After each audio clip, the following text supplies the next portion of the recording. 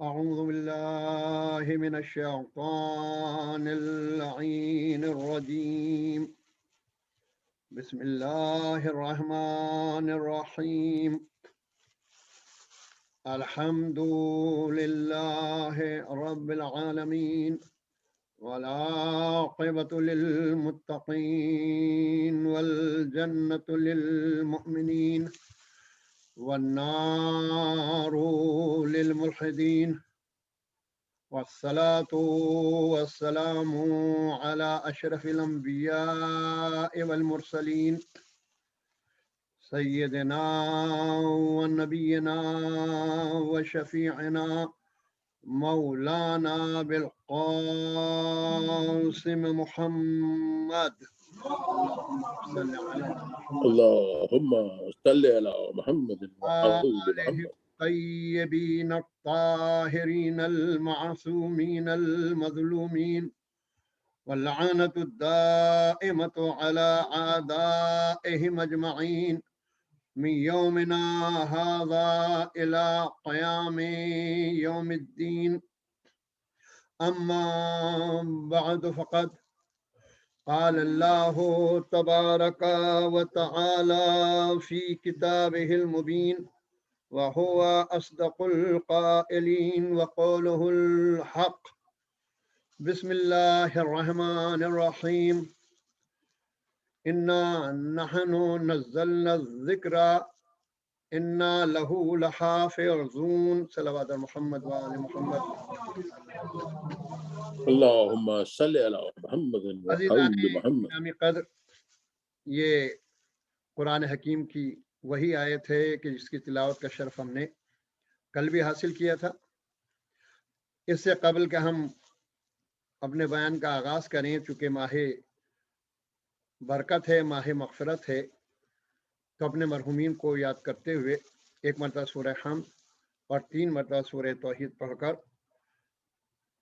جن کی طرف سے آج کا افطار تھا ان کے مرحومین کے لیے، حاضرین کے مرحومین کے لیے اور جملہ مرحومین کے لیے ایصال ثواب فرما دیں۔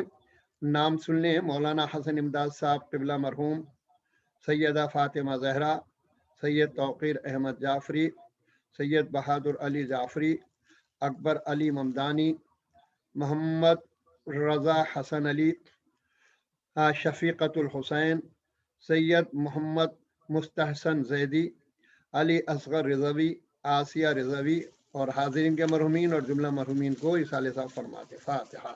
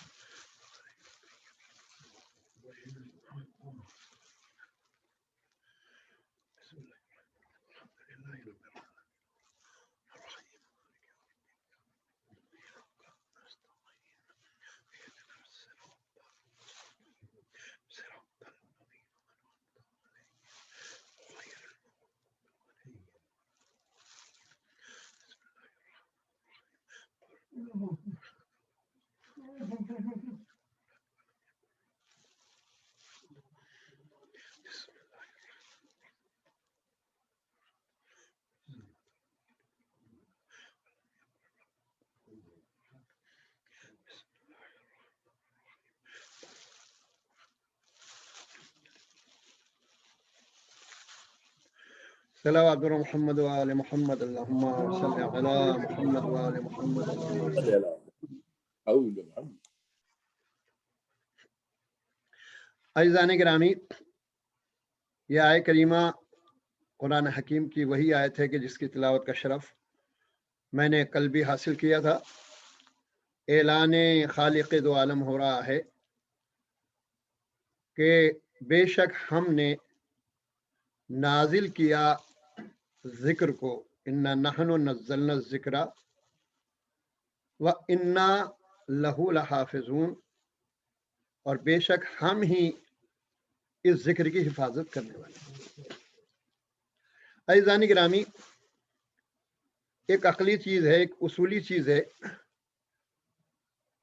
कि जो किसी चीज का बनाने वाला होता है, जो किसी चीज का कायम करने वाला होता है, जो किसी चीज का मालिक होता है, तो सबसे ज्यादा दर्द उसी को होता है उस चीज का। तो अज़ीज़ान गिरामी, दीन का बनाने वाला खुदा है, कायनात का बनाने वाला खुदा है, अंबिया का भेजने वाला खुदा है, औसिया का भेजने वाला खुदा है, सारी कायनात को सजाने वाला खुदा है, और इंसानों का खालिक खुदा है। इंसानों की हिदायत की जिम्मेदारी भी खुदा ने ली है। तो खुदा ने ली है, तो खुदा ने दो जरिए इख्तियार किए। वैसे तो बहुत से जराए हैं, लेकिन एक जरिया वो कि जो किताब की शक्ल में है हिदायत के लिए, और एक जरिया वो है कि जो किताब में क्या लिखा है और उस पर आप कैसे अमल करें, एक वो है। तो किताबें बहुत सी आई हैं, 4 तो मशहूर हैं, लेकिन 4 किताबों के अलावा सुहuf भी हैं। कुरान करीम खुद इसका गवाह है कि सुहuf इब्राहीम व मूसा, जो आप ईद के दिन सूरा पढ़ते हैं, उसमें है। सुहuf जमा है सहीफे की, और कम से कम 3 हो तब अरबिक में जमा का सीगा इस्तेमाल होता है। तो सुहuf इब्राहीम व मूसा का मतलब ये हुआ कि बहुत से सुहuf आए हैं। तो अज़ीज़ान गिरामी, मशहूर किताबें हैं तौरात, ज़बूर, इंजील, और आखिरी किताब है कुरान करीम।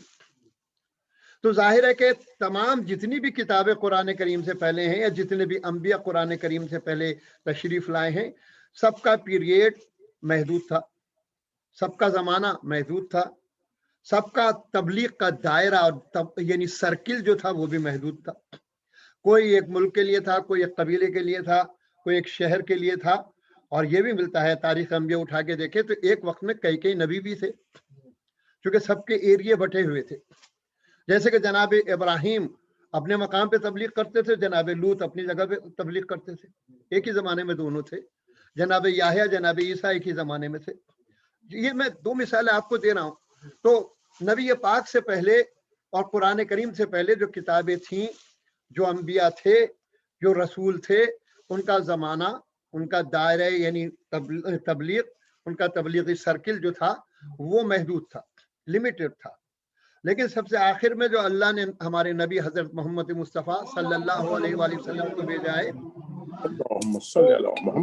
तो इनका ज़माने तबलीग भी लामहदूद है और इनका तबलीगी सर्किल भी लामहदूद है। भाई कुरान करीम में कहा वमा अरसलनाका इल्ला रहमतल लिल आलमीन, हमने आलमीन के लिए रहमत बनाकर भेजा है। तो आलम कहते हैं, एक निज़ाम शमसी का नाम आलम है, एक निज़ाम शमसी का नाम। तो कम से कम, चूंकि मैंने अभी बताया था कि कम से कम 3 होंगे तब अरबिक में जमा का सीगा इस्तेमाल होता है। तो आलमीन जमा का सीगा है। तो तादाद में मुअय्यन नहीं कर रहा हूं, लेकिन ये तो मानना पड़ेगा कि कम से कम 3 तो निज़ाम शमसी हैं, जबकि ज्यादा हैं। ये मैं सिर्फ आपको बता रहा हूं कि कम से कम अगर आप जोड़ेंगे तो नबी पाक है वमा अरसलनाका इल्ला रहमतल लिल आलमीन, हमने आपको आलमीन के लिए रहमत बनाकर भेजा है। तो हुजूर वाला रहमत, तबलीग भी रहमत है, हिदायत भी रहमत है, बेशुमार रहमतें हैं। तो नबी पाक जैसे इस जमीन के लिए रहमत और हादी हैं और हिदायत करने वाले हैं, वैसे ही तमाम कायनात के लिए है, जिसके लिए यानी जिस पे आलमीन की लफ्ज सादिक आती है।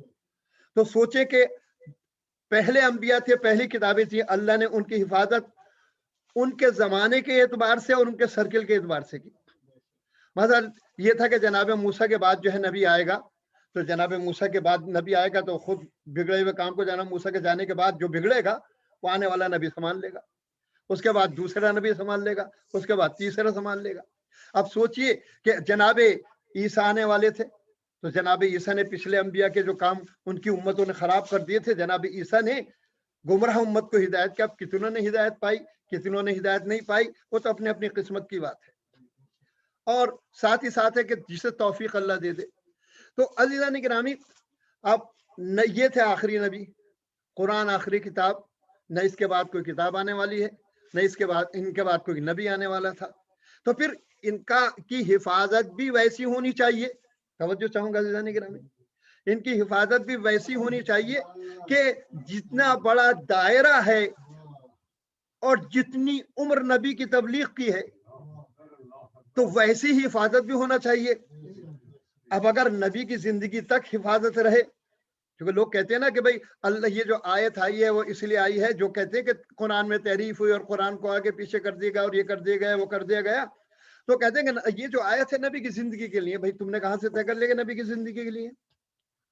अगर तबलीग और कुरान और नबी की रिसालत का जमाना सिर्फ नबी के हयात तक है तो ये बात समझ में आती है, और सिर्फ नबी की जिंदगी तक है तो फिर ये काम तो पहले नबी के लिए भी हुआ है। यहां तो अल्लाह बड़े फख्र से कह रहा है कि मैं जिम्मेदार हूं, मैं जिम्मेदार हूं। तो भाई जिम्मेदार अगर नबी की जिंदगी में है तो क्या जिम्मेदारी हुई? अल्लाह कह रहा मैं जिम्मेदार हूं, तो कमाल तो जब है कि नबी न हो फिर भी ये किताब महफूज रहे। असल तो यही है।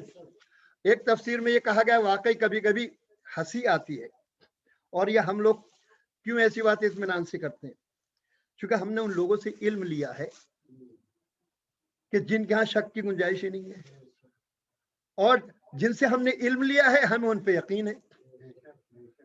तो ना उनके यहाँ शक था और ना हमारे मानने में उन पर शक है। तवज्जो चाहूंगा जाने के नाम। लेकिन जहां नबी की जिंदगी में लोग कहते हो कि इतना बड़ा शक तो कभी नहीं हुआ, तवज्जो चाहता हूं, तो उन साहब यकीन की उम्मीद क्या रखेंगे? यकीन तो आपको वहां रखना है दोस्तों कि जो जिनका हादी, जिनका रहबर, जिनका रहनुमा जो है ये कहे कि अगर सारे पर्दे हटा दिए जाएं तब भी मेरे इल्म में इजाफा होने वाला नहीं है। जो यकीन किस मंजिल में हो, अल्लाहुम्मा सल्ली अला मुहम्मद व आले मुहम्मद या आली या आली।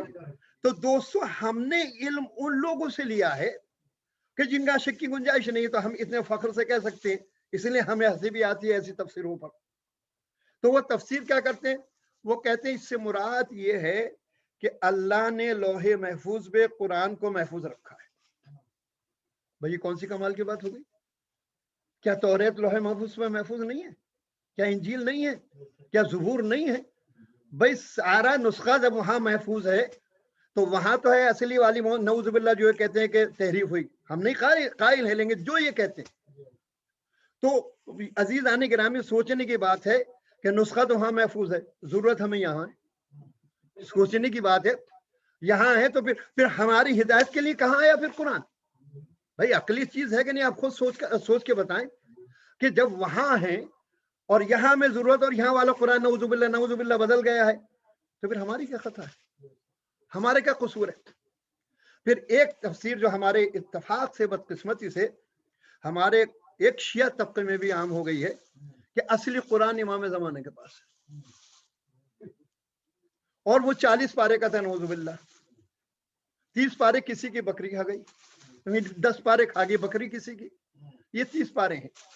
तो वो जो 10 पारे वो भी इमाम ज़माना लेके आएंगे। कितना बड़ा बोहतान है, कितना बड़ा इल्जाम है, सोचा। उसकी वजह यह है कि पूरा कुरान हिदायत है कि नहीं है? आप ये तो नहीं कह सकते कि पहले पारे में हिदायत कम है और दूसरे में ज्यादा है। हर एक एक लफ्ज हिदायत है अपने अपने मकाम पर। तो वो जो 10 पारे में था नऊजुबिल्ला, जो ये इफ्तराह करते हैं, झूठ बोलते हैं, जो जहालत की बातें करते हैं, तो ये बताइए कि उन 10 पारों की हिदायत जो थी हमें कहाँ मिल रही है, ये बताएं। तो ये जो इमाम ज़माना की गैबत का ज़माना है, तो उस गैबत के ज़माने में सोचने की बात है कि फिर वो जो 10 पारों की हिदायत होती तो इस कुरान का फायदा कहीं हुआ जब हमारे पास है ही नहीं? सोचने की बात है। तो ये भी एक प्री प्लान काम किया गया है, और जिसको कभी कभी हमारे भोले भाले लोग नहीं समझते। और देखिए एक चीज मैं यहाँ क्लियर कर दूं, क्योंकि हमारे यहाँ ये मसला आजकल बड़ी शिद्दत से चल रहा है जो शियत के लिए बड़ा नुकसानदेह है। और आप जानते हैं कि जो मैं इस किस्म के मसाइल होते हैं, मेरे यहाँ कोई मसलत नहीं होती, मेरा कोई नुकसान है फायदा हो, मैं खुल के इस किस्म के मसाइल पर गुफ्तगू करता हूँ। ये असल में शियों के यहाँ ये सिलसिला नहीं है कि तहरीफ हुई, मगर बदकिस्मती से अखबारी यून जो अखबारी हैं, आज के अखबारी और पहले के भी अखबारी, आज के तो ज्यादा ही जाहिल हो गए, पहले के पढ़े लिखे थे تو آج تو خیر لائن ایسی پٹری سے اتری ہے کہ اترتی چلی گئی. تو ان کا نظریہ یہ تھا کہ جو حدیث ہو تو بھئی یہ حدیث ہے تو یہ صحیح ہوگی. اب انہیں نہیں پتا کہ بھائی حدیث کیسے صحیح ہوگی کہ جب سال ہر سال تک شام کی ٹکسال میں جھوٹی حدیثیں گھڑی جاتی رہیں تو جب تک کہ اس کی تحقیق نہیں ہوگی. ابھی اخباری کہتے ہیں کہ صاحب یہ وہ جو ہے وہ یعنی مراجع ان کی ضرورت نہیں ہے. ارے مراجع کی کیوں ضرورت نہیں ہوگی؟ اس لیے ضرورت ہے بھیا کہ وہ حدیثیں سب ایک ڈھیر ہے حدیثوں کا. اب اس میں سے وہ اچھی اور صحیح حدیثیں چنتے ہیں. پوری عمر گزر جاتی ہے کہ صحیح حدیث کون سی ہے، غلط کون سی ہے، صحیح کون سی ہے، غلط کون سی ہے. بالکل یوں سمجھ لیں جیسے کہ یعنی ہیرے جواہرات کی کان ہوتی ہے تو اس میں سب تو ہیرے نہیں ہوتے، مٹی بھی ہوتی ہے، پتھر بھی ہوتے ہیں، یہ بھی ہوتا ہے، وہ بھی ہوتا ہے، لوہا بھی ہوتا ہے، ادھر بھی ہوتا ہے. اس میں سے کیا نکالتے ہیں آپ؟ کیا مٹی نکالتے ہیں؟ اس میں سے نکالتے ہیں موتی، اس میں سے نکالتے ہیں ہیرے، اس میں سے نکالتے ہیں یاقوت، اس میں سے نکالتے ہیں آپ فیروزے. تو ایک فیروزے کے ڈھونڈنے میں، ایک یاقوت کے ڈھونڈنے میں، ایک موتی کے نکالنے میں کتنا ٹائم لگتا ہے؟ خود سوچئے. اتنا کھودنے کے بعد جب کہیں ایک دو ملتے ہیں. تو ایسے ہی یہ احادیث کا ڈھیر ہے. اب سوچنے کی بات ہے کہ وہ حضرات ہیں، وہ مراجع ہیں کہ جنہوں نے پوری زندگی گزار دی صحیح اور غلط حدیثوں کو نکالنے میں، الگ الگ کرنے میں پوری زندگی گزارتی. اور اخباری ان کہتے جو حدیث میں لے لو، اصولین کو مت مانو. تو یہ اخباریون کا یہ نتیجہ ہے، جو اخباری لوگ ہیں، کہ قرآن میں تحریف ہوئی. شیعوں میں یہ آج کے اخبار نہیں، انہیں تو کچھ بھی نہیں پتا ہے. میں اس کو کہہ رہا ہوں جہاں سے شروع ہوا ہے مسلک، یہ آج کا مسلک نہیں ہے، لیکن بیچ میں دب گیا تھا. اب یہ کم از کم میں سمجھتا ہوں 20 سال سے اس کو پھر ایڈ ملنا شروع ہو گئی. پہلے تو لوگوں کو ایڈوینٹ نہیں ملتی تھی، ان کا اپنا نظریہ تھا، اپنی تحقیق تھی، اپنا جو بھی تھا، لیکن وہ اس قسم کی باتیں نہیں کرتے تھے کہ وہ نماز نہ پڑھو اور یہ نہیں پڑھو. اور وہ پڑھے لکھے لوگ ہوتے تھے، لیکن ان کا ایک نظریہ تھا، مگر انہوں نے کبھی بھی اصولین کے بارے میں ایک لفظ نہیں کہا. لیکن آج کے اخباری تو ہیں، آپ جانتے ہیں، مجھ سے زیادہ جانتے ہیں. تو ان کی بات کر رہا ہوں میں. آج والوں کو تو پتہ بھی نہیں ہے کہ یہ چیزیں کیا ہوتی ہیں.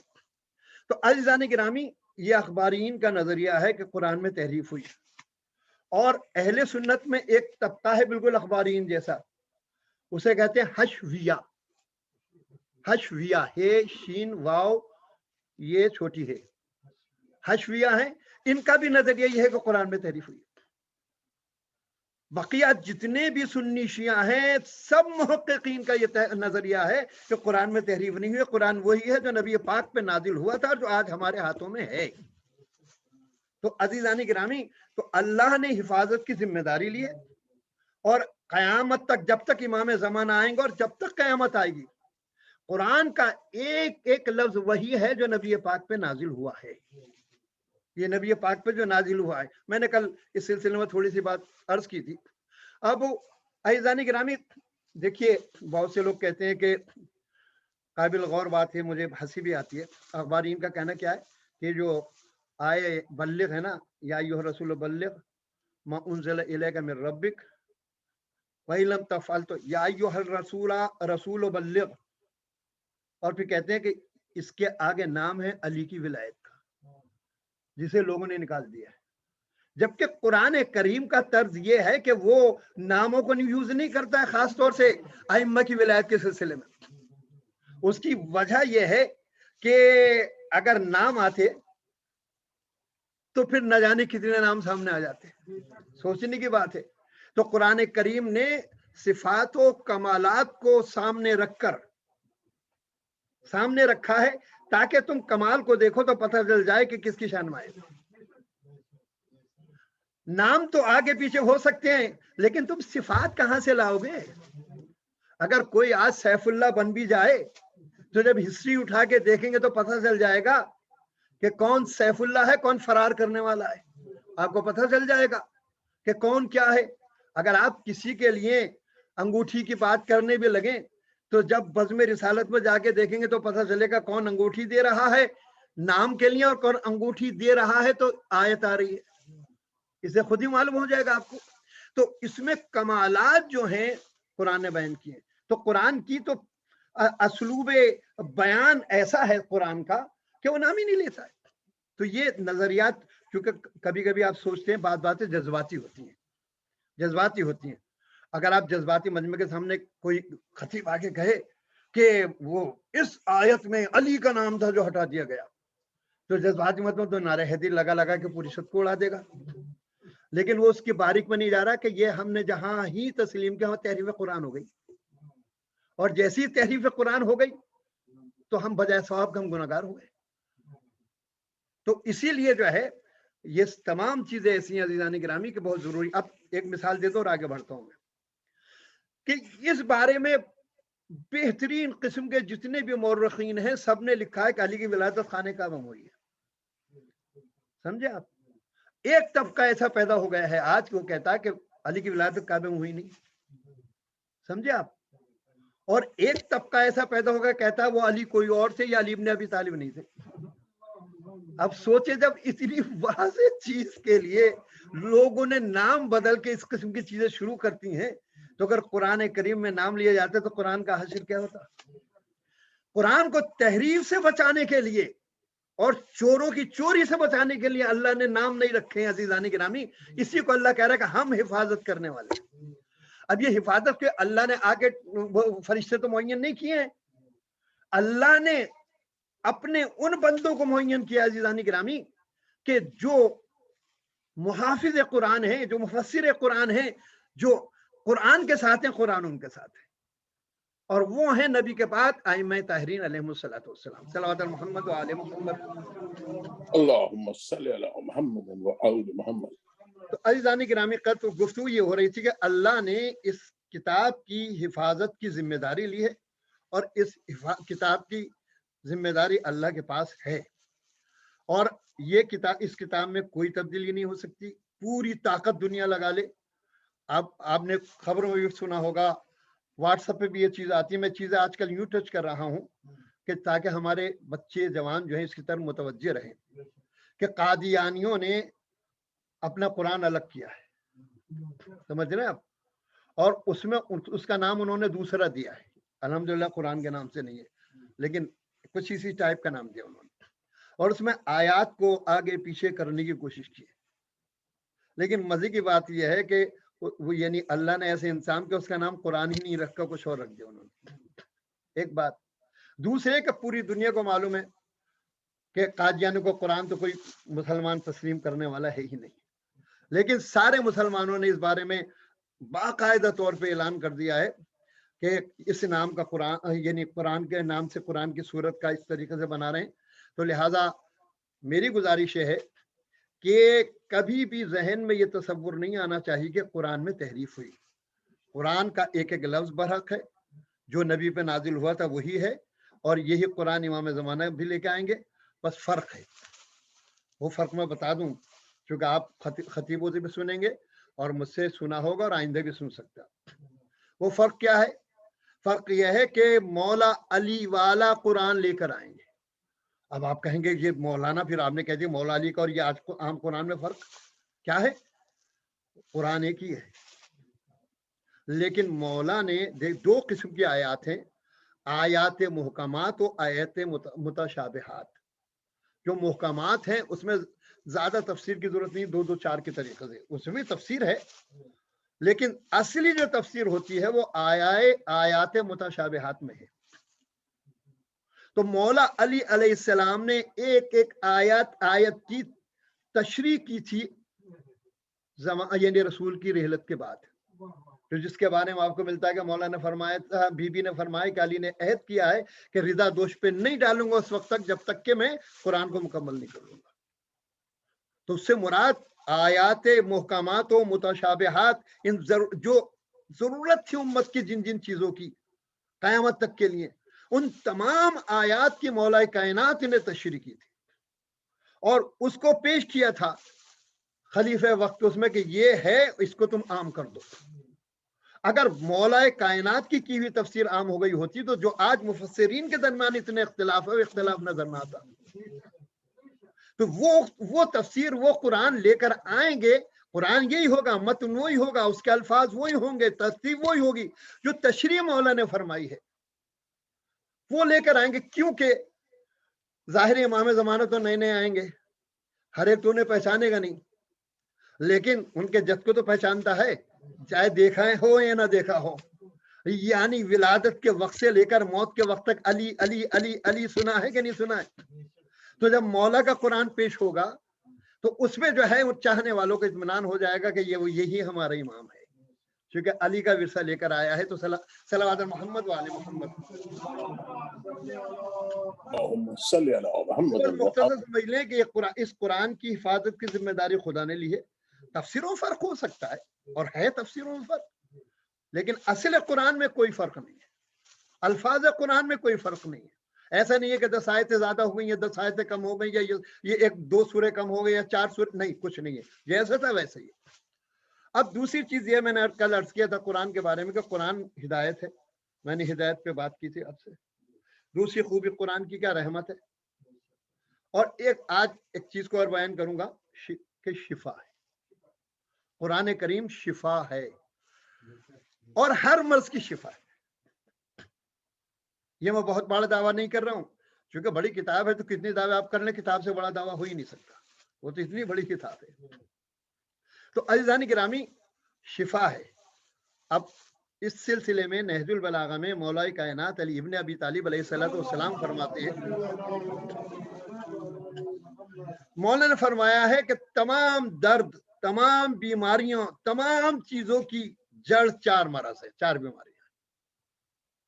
जितने भी दुनिया में रूहानी जिस्मानी जितने भी अमराज हैं उनकी जड़ 4 बीमारियां हैं। आप सोचेंगे और जब सुनेंगे तो हो सकता है आप कहेंगे ये कैसे, लेकिन है ऐसा, है ऐसा। तो पहली बीमारी मौला फरमाते हैं कुफ्र है, पहली बीमारी कुफ्र है। और दूसरी बीमारी निफाक, दूसरी बीमारी निफाक। और तीसरी बीमारी जो है वो है गई, तबाही, बर्बादी, जो सरकशी जो होती है अल्लाह से टकराने की, यानी वो काफिर तो नहीं है लेकिन अहकाम खुदा से टकरा रहे हैं, गई। और चौथी बीमारी है गुमराही। ये नहजुल बलागा के लफ्ज़ें हैं जो मैंने अपने अल्फाज में तर्जुमा किया कि ये 4 बीमारियां हैं, सारी बीमारियों की जड़। अब अज़ीज़ान गिरामी आप देखें जितने भी दर्द हैं, चाहे वो मादी हो चाहे रूहानी हो, इन्हीं के सर्किल में घूमते।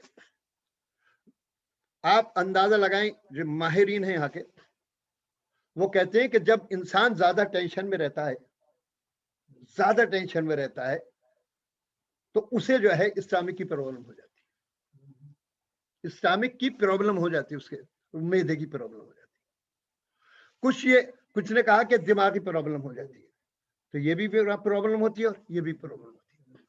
इसी तरीके से ये जड़ है तमाम बीमारियों की। अब जाहिर कहने वाला कौन है? मौला है ना, तो पूरी तशरीह तो मौला फरमाएंगे कि किस किस तरीके से कुफ्र से क्या क्या बीमारियां पैदा होती हैं, निफाक से क्या क्या बीमारियां होती हैं। अज़ीज़ान गिरामी आप अंदाजा लगाएं कि जब आपके जहन पे ज्यादा टेंशन रहेगा, जब आपके जहन पे जो है वो यानी अल्लाह और अल्लाह वालों से बुग़्ज़ रहेगा, कुफ्र रहेगा, तो नतीजा क्या होगा? आसाब भी मुतासिर होंगे, रूह तो गंदी होगी होगी अज़ीज़ान गिरामी, फिक्र तो गंदी होगी होगी, उसके साथ साथ खून मुतासिर होगा, उसके साथ साथ दिल की धड़कनें मुतासिर होंगी। जब दिल की धड़कनें मुतासिर होंगी तो उससे अमराज पैदा होंगे। तो अज़ीज़ान गिरामी कितनी बारीकियां हैं तो मासूम बताते हैं, उनका कौल है, मैं तो सिर्फ नकल कर रहा हूं। तो ये 4 बीमारियां हैं, 4 बीमारियां हैं कि जो तमाम बीमारियों की जड़ है। और कुरान करीम जो है हर बीमारी का इलाज है। अब आप सोचें कुरान करीम शिफा है, शिफा है, कुरान में मौजूद है, रहमत है और शिफा है ये कुरान करीम। तो अज़ीज़ान गिरामी जब कुफ्र का इलाज कुरान ने कर दिया, यानी आपको राह हिदायत दे दिया, आपने तौहीद का इकरार कर लिया, तौहीद का आपने इकरार कर लिया, तो जो कुफ्र की वजह से पैदा होने वाली रूहानी और जिस्मानी बीमारियां थी खुद ब खुद खत्म हो जाएंगी, नहीं हो जाएंगी? आप खुद बताएं। इसी तरीके से निफाक, निफाक तो कुफ्र से ज्यादा खतरनाक है, इसलिए कि काफिर सामने है, मालूम है ये हमारा खुला दुश्मन है। इस्लाम को कुफ्र से नुकसान नहीं पहुंचा है, भाई जितनी भी जंगें हुई हैं नबी पाक की जिंदगी में कुफार और मुशरिकीन से हुई हैं। बदर को देख लें इस्लाम जीता, उहद को देख लें इस्लाम जीता, खैबर को देखें इस्लाम जीता, खंदक को देखें इस्लाम जीता, हुनैन को देखें इस्लाम जीता। जितनी भी जंगों में आप जाएंगे इस्लाम जीता है। इस्लाम को नुकसान नहीं पहुंचा है। नुकसान किससे पहुंचा है? निफाक से। और दोनों का अंदाजा आप इस बात से लगाएं, खिताबत का नुक्ता है कि सूरह काफिरून की चंद सतरें हैं और सूरह मुनाफिकून की सूरह जुमा से बड़ा है। सोचें आप, इसी से आप अंदाजा लगाएं कि यानी तो हकीकत यह है कि इस्लाम को जो नुकसान पहुंचा है मुनाफिकीन से पहुंचा है और बाद रसूल का पूरा मंजर आपके सामने। तो मेरे कहने का मतलब ये कि कुरान शिफा है। अगर इंसान हिदायत हासिल करे तो जो कुफ्र से पैदा होने वाली चीजें वो भी सारी बीमारियां दूर हो जाएंगी। फिर निफाक का जब इलाज कुरान कर देगा तो निफाक के जरिए जो पैदा होने वाली बीमारियां वो दूर हो जाएंगी। फिर आप अंदाजा लगाएं कि जब तबाही होगी, सरकशी होगी, गई होगी, तो उसके नतीजे में जिस्मानी नुकसानात भी होते हैं, रूहानी नुकसानात भी होते हैं, माली नुकसानात भी होते हैं और जहनी नुकसानात भी होती है। जब तबाहकारी होगी, किसी का हाथ कटेगा, किसी का पैर कटेगा, छत गिरेगी, मालियात की परेशानी होगी। जब मालियात की परेशानी होगी, जहनी परेशानियां होंगी और जिस्मानी परेशानियां होंगी, सारी चीजें होंगी। तो अजीजानी गिरामी, इससे जितनी भी जब गई खत्म हो जाएगी, जब तबाही खत्म हो जाएगी, तो उससे पैदा होने वाले जितने भी असरात और जितनी भी बीमारियां, चाहे रूहानी हो, चाहे जिस्मानी हो, चाहे माली हो, चाहे इक़्तिसादी हो, चाहे सियासी हो, सबके इलाज हो जाएगा, नहीं हो जाएगा। और आखिरी चीज है गुमराही। तो गुमराही अजीजानी गिरामी, गुमराही का मतलब क्या होता है? जरूरी नहीं कि जो गुमराह है वो मुसलमान ना हो,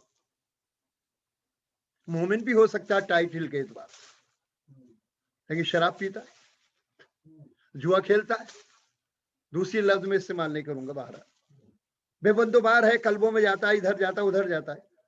अब आप बताइएगा कि इससे कितनी जिस्मानी और रूहानी बीमारियां पैदा होती हैं इस गुमराही से।